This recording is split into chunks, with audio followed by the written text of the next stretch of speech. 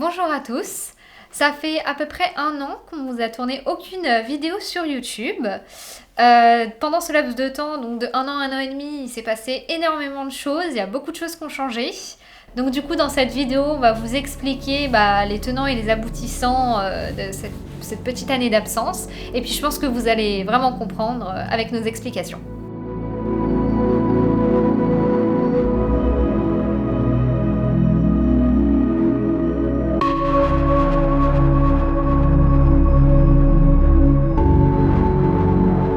Donc pour vous recontextualiser, on va repartir il y a un an et demi. Donc il y a un an et demi, on était dans mes précédentes écuries. À ce moment-là, pour moi, ça allait. Je rencontrais des difficultés avec Dakota, mais c'était rien d'anormal. Et pour moi, c'était des difficultés que tout cavalier amateur rencontrait avec son cheval. Surtout que je l'avais pas depuis non plus énormément longtemps, donc pour moi c'était normal, je voyais pas de problème. En balade, je pouvais pas y aller toute seule, elle était un peu chaude, mais voilà, ça allait. Sur le plat, c'était vraiment la galère. J'avais pas du tout de cours de plat, donc j'étais vraiment livrée à moi-même, avec une jument un peu difficile et sensible. C'est vrai que pendant les séances, je faisais que me battre. C'était dur, je le savais. Je savais qu'il y avait un truc qui allait pas, mais franchement, j'étais dans le déni, mais je m'en rendais pas compte.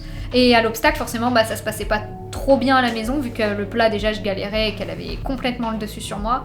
Forcément, je pouvais pas y arriver. Elle rétivait beaucoup. Elle était très très chaude. On était vraiment pas en désaccord parce que j'essayais d'aller dans son sens, mais ça matchait pas du tout. Mais pour moi, c'était normal. Enfin, oui, j'avais l'impression que c'était normal. En concours, ça allait par contre, ça allait. On faisait pas de résultats, on n'était pas sans faute, tout le temps 8 points en 1m15. Bon, non, en fait, à l'heure d'aujourd'hui, je dis que c'est nul. À ce moment-là, j'étais plutôt contente et. Pas je m'en contentais, mais je sais pas, comme si j'avais une visière. C'est ça? Comme si j'avais des œillères, je sais pas, j'étais dans un autre monde, je m'en suis pas rendu compte tout de suite, c'est avec le recul là que je me dis que j'avais perdu un peu le goût de monter, et un peu ma passion s'était un peu atténuée à ce moment-là, et je m'en suis pas du tout rendu compte. Ensuite arrive le mois de juin où mon ancien coach nous dit qu'à la rentrée il allait déménager dans une autre région et que du coup il allait chercher une nouvelle personne pour un nouveau cavalier professionnel pour louer l'écurie. Sauf que les potentielles personnes qui allaient reprendre, je les connaissais pas du tout. Et des renseignements que j'avais pu avoir, ça correspondait pas forcément à ce que je cherche. Ensuite, je voyais bien que l'environnement, l'écurie, peut-être que ça collait pas forcément à Dako. Donc, du coup, je me suis dit que pourquoi pas, en même temps que changer de coach, changer d'écurie et repartir à zéro. Puisque de toute façon, il n'y avait pas grand chose qui allait à ce moment-là et que ce serait bien de mettre un coup de changement, ça pourrait pas faire de mal. Donc du coup, avant l'été, j'ai commencé à chercher une écurie parce que donc, quand j'ai appris cette nouvelle, je partais ensuite plusieurs week-ends en concours ainsi qu'en vacances et je pouvais pas me permettre de revenir en septembre et d'avoir une nouvelle personne qui gère l'écurie ou peut-être personne du tout pour nourrir mes chevaux le lendemain par exemple. C'était trop de stress et je voulais pas infliger ça à mes juments, donc fallait que j'ai une solution avant de partir en vacances. Donc pour ceux qui connaissent l'écurie, ça peut leur expliquer pourquoi je suis pas restée du tout à ce moment-là. Donc du coup j'ai commencé mes recherches durant l'été. J'ai fait vraiment toutes les écuries d'Île-de-France et puis une par une, dès qu'il y a un truc qui m'allait pas, parce que je cherchais vraiment le truc parfait qui correspondait à toutes mes attentes. Et comme je suis difficile, je sais exactement ce que je veux. Dès qu'il y a un truc qui allait pas, je barrais. Et donc on a trouvé notre petite écurie où on est actuellement, que vous avez pu découvrir dans la dernière vidéo que j'ai publiée il y a quelques mois. Vous avez pu voir quelques plans et à quoi un peu ça ressemblait. Donc c'est cette écurie, notre petit paradis. Et c'est là qu'on est depuis du coup un an. Du coup maintenant on va parler un peu de la période donc il y a un an à aujourd'hui. Du coup on a vraiment tout repris à zéro avec nos nouveaux coachs parce que forcément il n'y avait rien du tout qui allait. On n'avait pas d'encadrement sur le plat dans nos précédentes écuries, donc forcément les défauts ils s'étaient énormément accumulés. Comme je vous l'ai dit et vous avez peut-être pu le voir aussi, avec Dako elle était complètement rétive, rien n'allait, donc on a repris tout à la base. Et après des mois et des mois de travail, on n'avait pas fait trop de concours pendant une grande période histoire de remettre tout à zéro.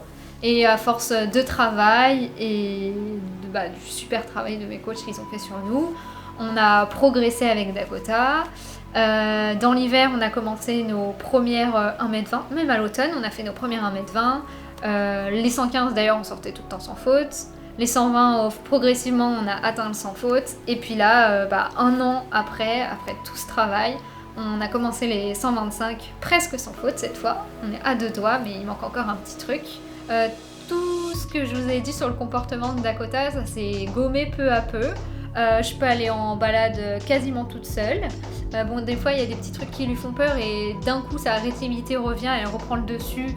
Mais comme là j'ai des coachs hyper présents, ils arrivent à me repousser et que j'arrive à reprendre le dessus sur ma jument et c'est reparti. Sur le plat, elle a plus du tout le même comportement.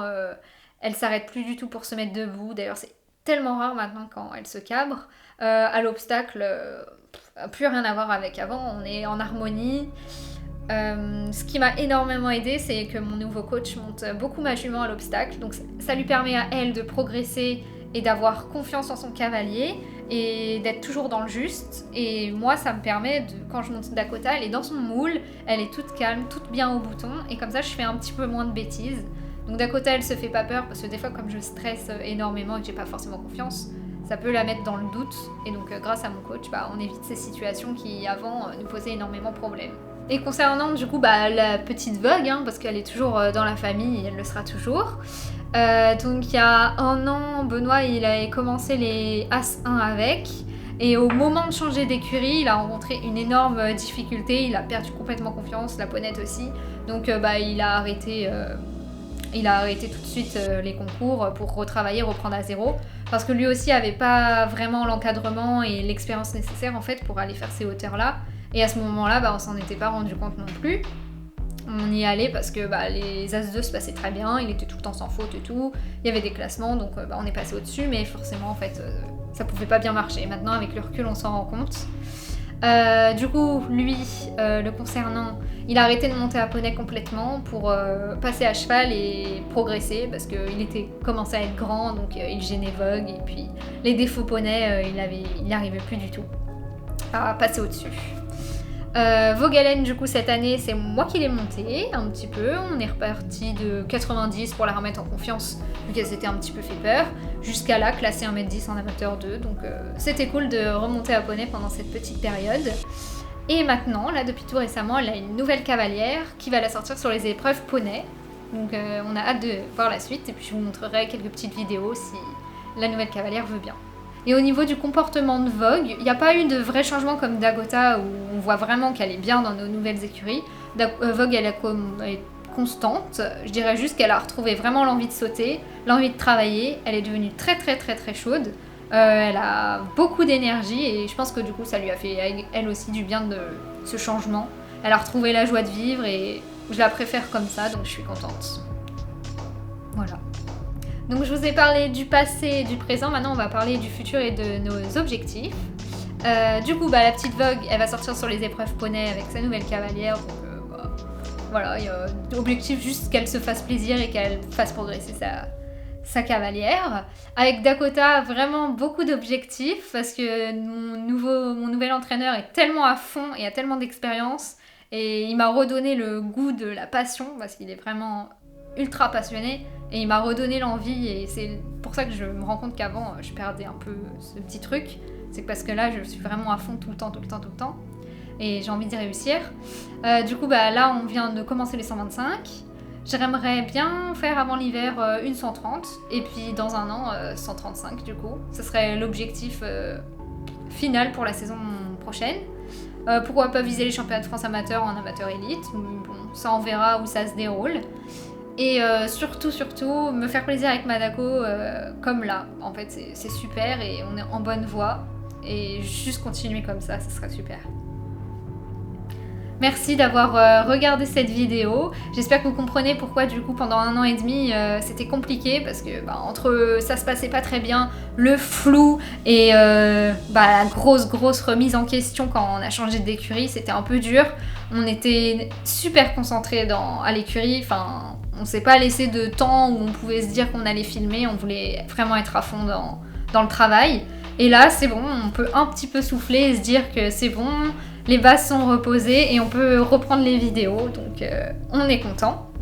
J'espère que cette vidéo vous a plu. N'hésitez pas à poser vos questions, je pense que vous en avez, que j'ai peut-être pas répondu à tout, du coup en commentaire. N'hésitez pas à vous abonner pour voir la suite. Et puis je vous fais plein de gros bisous et à bientôt.